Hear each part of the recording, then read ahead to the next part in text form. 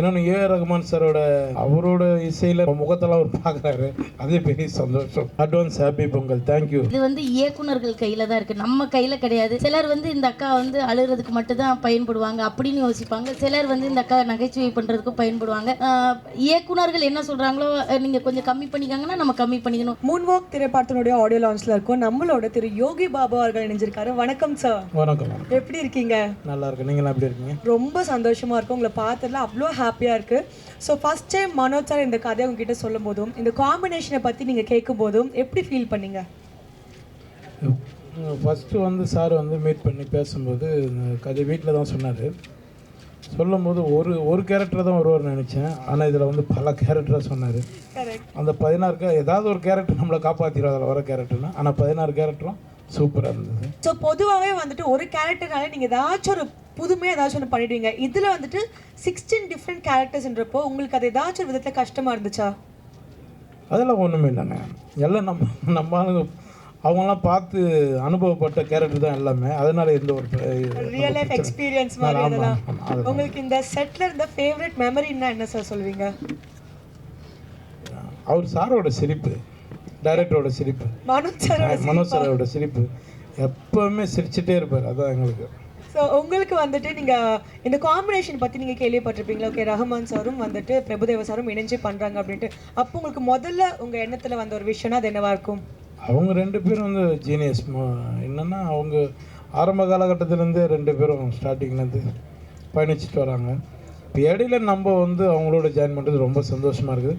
இன்னொன்று ரகுமான் சாரோட அவரோட இசையில் நம்ம முகத்தெல்லாம் அவர் பார்க்குறாரு, அதே பெரிய சந்தோஷம். ஸோ இது வந்துட்டு ஒரு மியூசிக்கல் டான்ஸ் நம்பராக இருக்குது, காமெடி நிறையவே இருக்குது. இதில் யோகி பாபு சார் வந்துட்டு ஏதாச்சும் டான்ஸ் நம்பருக்கு பர்ஃபார்ம் பண்ணியிருக்காரா? படத்தில் கேட்குறீங்களா? படத்தில் அங்கங்கே ஒன்று டைரக்டர் பண்ண சொல்லியிருக்காரு, மாஸ்டர் சொல்லி கொடுத்துருக்காங்க. அங்கங்கே இருக்குங்க. சரி சரி, பயங்கரமாக ஒரு பர்ஃபார்மன்ஸ் பார்த்துட்டு இருக்கோம். எஸ் சார், ரஹ்மான் சாரோட பிறந்தநாள் வருது. ஸோ உங்கள் ஸ்டைலில் அவருக்கு வந்துட்டு ஒரு விஷஸ் சொல்லணும்னா எப்படி சொல்வீங்க?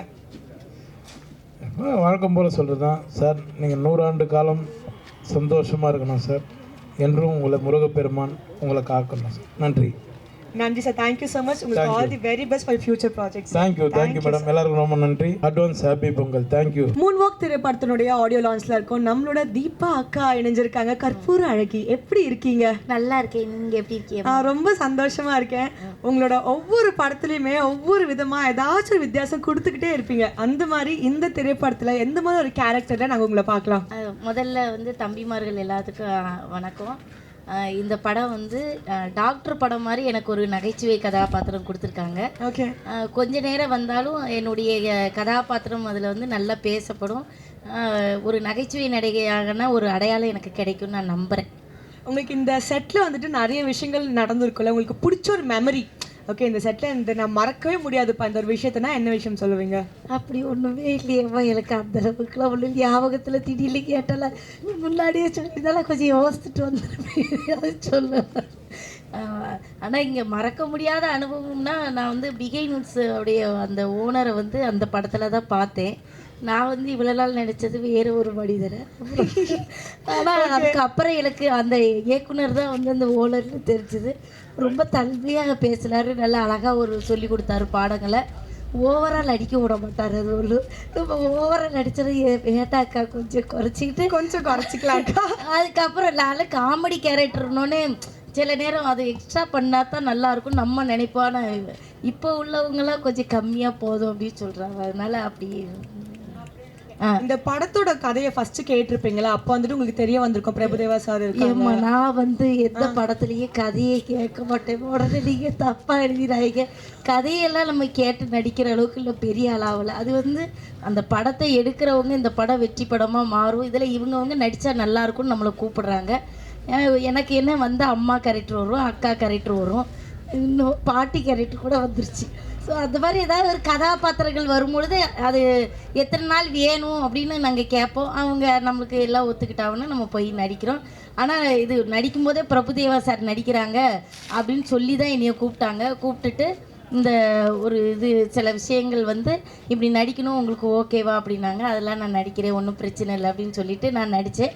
மற்றபடி பிகை நோட்ஸில் உங்களுக்கு தெரியும், தொடர்ந்து நிறைய எனக்கு பட்டிமன்றம் பேசுறதுக்கு வாய்ப்பு கொடுத்தது. எங்களோட ஃபேமிலியில் ஒரு அங்கமாக இருக்கு. ஆமாம், ஒரு டான்ஸ் வாய்ப்பு கொடுத்தாங்க. அப்புறம் இப்போ வந்து இந்த நிறைய பேருக்கு ஹோம் டூரில் அனுப்பி வைக்கிறாங்க. இந்த மாதிரி வேலைகள் தொடர்ந்து கொடுத்துட்ருக்காங்க. அவங்க எடுக்கிற படத்துலேயே எனக்கு வாய்ப்பு கொடுத்தது நான் ரொம்ப பெருமையாகவும் மதிப்புக்குரியதாகவும் நினைக்கிறேன்.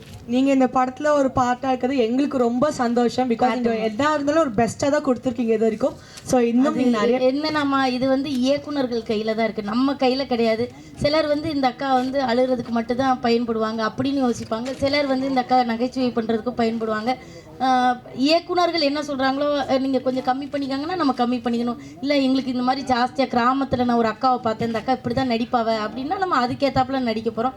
அது வந்து வேலை வாங்குறதும் அவங்க எழுதுகிற அந்த வசனத்துலேயே தான் நம்ம சொல்கிறது இருக்குது. அதனால் நம்ம கையில் ஒன்றும் கிடையாது. ஒரு கதாபாத்திரம் நிற்குதுன்னா அது டைரக்டரோட எழுத்து வடிவத்தில் தான் இருக்குது. நச்சுன்னு அழகாக பதில் சொல்லிட்டீங்க. Thank you so much. ரொம்ப நன்றிங்க. ஐயா ரொம்ப நன்றி.